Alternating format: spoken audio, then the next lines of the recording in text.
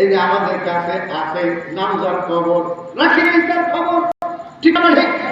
ওই কবরের মধ্যে দলের পাওয়ার চলবে না, ক্ষমতার পাওয়ার চলবে না, শরীরের চলবে না, আমি তো নিজেই চলতে পারবে না, আমি তো নিজেই চলতে পারবো না, চার বেহালার পালকিতে উঠে আমাকে আসতে হবে ওই কবরে, রাখি নাই তার খবর। আল্লাহ পাক ওই কবরের খবর দেওয়ার জন্য মুসলমান যারা ইমানদার দাবি করেছি, আল্লাহ পাক ডাক দিয়া কয়, ইয়া আইয়ুহাল্লাযীনা আমানু ইত্তাকুল্লাহ, ইয়া আইয়ুহাল্লাযীনা আমানু ইত্তাকুল্লাহ। আল্লাহ পাক ডাক দিয়া কয়, ও ইমানদারেরা, তোমরা আমি আল্লাহকে ভয় করো।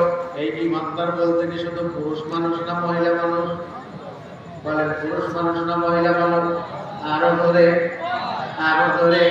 তাহলে ওয়াজ আলাদা করে মহিলাদের জন্য করার দরকার নাই।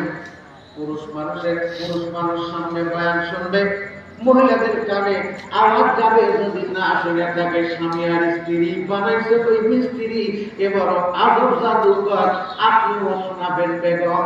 আল্লাহ পাক ওয়াজ করছেন, ইয়া আইয়ুহাল্লাযীনা আমানু তাকুল্লাহা হাক্কা তুকাতিহি ওয়া লা তামুতুন্না ইল্লা ওয়া আনতুম মুসলিমুন। আল্লাহ কয়, ও ইমানদারেরা, তোমরা আমি আল্লাহকে ভয় করো, যথাযথ ভয় করো, আর কতক্ষণ পর্যন্ত মরিও না, যতক্ষণ পর্যন্ত মুসলমান না হইবা। এই কথা বলেন, ঠিক না বাড়ি? তাহলে আল্লাহ পাক এখানে ইমানদার কয় আমাদেরকে ডাকতেছেন, মুসাওয়াসি বানাইকে ফুরকা দুইয়া বাংলা, এদেরকে ডাকতেন নাই। এই কথা বলেন, ঠিক না বাড়ি? ইমানদার কারা? ইমানের শাখা কয়টি? তরিকতের মাশায়েখগণ বলেন ইমানের শাখা হলো ৭৭টি। কয়টি? তাহলে আপনি যদি ইমানদার দাবি করেন, আমি যদি ইমানদার দাবি করি, তাহলে ৭৭ শাখা যদি কারোর মধ্যে থাকে, সে প্রকৃত মুমিনে কামেল। সুবহানাল্লাহ। এই ৭৭ শাখা যদি না থাকে, পরিপূর্ণ মুমিন হতে পারি নাই। এই পরিপূর্ণ মুমিন না হয়, পরিপূর্ণ মুসলমান না হয়, কবরে যাইতে নিষেধ করছে কে?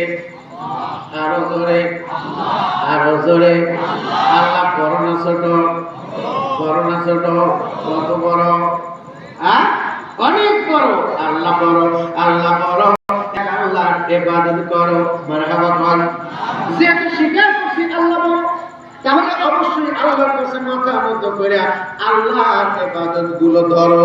আল্লাহ বড়, আল্লাহ বড়, এক আল্লাহর ইবাদত করো। 3 ফরজে গোসল করো, 4 ফরজে ওযু করো, 5 ওয়াক্ত নামাজ পড়ো, 6 উসুলে বয়ান শোনো। এক কথা বলেন, এই বয়ান শোনাটা ইবাদত। বয়ান শোনা কি? যদি না করো, কিন্তু কখনো কখনো ফরজের ঘাটতি আল্লাহ পাক নফল দিয়ে পূরণ করবে। এক কথা বলে, আপনি ঠিক বললেও ঠিক, না বললেও ঠিক, তারপরেও ঠিক, এরপরেও ঠিক। যদি মুসলমান হন তাইলে ঠিক, আর মুসলমান না হলে ঠিক নাই। আল্লাহ পাক কেন বললেন মুসলমান না হয় না? কারণ মুসলমান তো সে ইমানদার দাবি করছি, লেবাস আছে, টুপি জুব্বা দাড়ি, কিন্তু মুসলমানের যে আত্মসমর্পণ করার কথা ছিল, আমরা সেই আত্মসমর্পণ করতে পারি নাই। আত্মসমর্পণ করার অর্থ হলো আল্লাহর কাছে মাথা নত করব, আল্লাহর ভয়ে ইবাদত করব, আল্লাহর ভয়ে গুনার কাজ ছাড়ব। আমরা আল্লাহর ভয়ে ইবাদত করি না, আল্লাহর ভয়ে গুনার কাজ ছাড়তে পারি না। আল্লাহ আমাদের সবকিছু দেখেন, শোনেন। মূলত এই কারণে আল্লাহ পাক আমাদের আব্বা সাইয়্যিদুল মুরসালিন খাতামুন নবিয়্যিন জনাব মুহাম্মদুর রাসূলুল্লাহর কাছে ওয়াজ করছেন। আল্লাহ সরাসরি রূহ এবং জিবরাইলের মাধ্যমে, কখনো আল্লাহ সরাসরি নবীর কাছে ইনজালের সূরাতে তানজিলের হালাতে আয়াত নাযিল করতেন।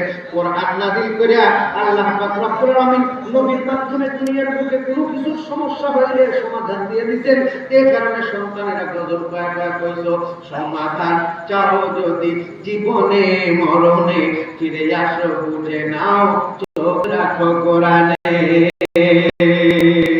আমরা তো কোরআনের দিকে চোখ রাখি না, চোখ রাখি টিভির দিকে, চোখ রাখি ফেসবুকের দিকে। হ্যাঁ, ঠিক না বলে? চোখ রাখি ইউটিউবের দিকে, অথচ চোখ রাখতে হবে কোরআনের দিকে।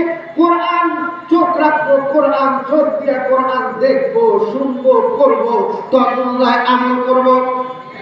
अमल से जिंदगी बनती है, जन्नत भी जहन्नम भी, ये खाकी अपनी फितरत में न नूरी है न नारी। আমলের জিন্দেগি বান্দা মুসলমান হয়ে যদি কবরে যাইতে পারি, কেউ যদি কোরআনের জন্য, ইসলামের জন্য মরে যায়, আল্লাহ ডাক দিয়ে পায়, সে মরে না, সে মরে না। জীবন লাভ করে। চিল্লায় কোন মারহাবা, আরো জোরে কোন মারহাবা। একজন প্রকৃত ইমানদার কবরে গেলে তার কবর জাহান্নামের গর্ত হয় না, তার কবর জান্নাতের টুকরা হয়। আল্লাহু আকবার। জান্নাতের টুকরা হইলে কবরের মধ্যে জান্নাতের বিছানা হয়। কবরের থেকে নিয়ে জান্নাত পর্যন্ত দরজা বা জানলা খুলে দেওয়া হয়। কবরের মধ্যে শুয়া শুয়া ইমানদার জান্নাতের লুলু হাতগুলো উপভোগ করতে থাকবে, কেমন পর্যন্ত কবরের মধ্যে ঘুমাবে। তাহলে এখন প্রয়োজন হলো আমাদের মুসলমান হওয়া। তাহলে মুসলমান কেমনে হওয়া যায়? কোন দোকানে কিনতে পাওয়া যায়? আমি এক মুসলমানই কিনে নিয়ে যাবো, ঠিক আছে, কিনে নিয়ে যাওয়া যাবে? কিনে নিয়ে যাওয়া যাবে না, নিজেকে অর্জন করতে হবে, মুসলমান হিসাবে গড়ে তোলা লাগবে। এ কারণে হুজ্জাতুল ইসলাম গাজালি মেহনত করেছেন।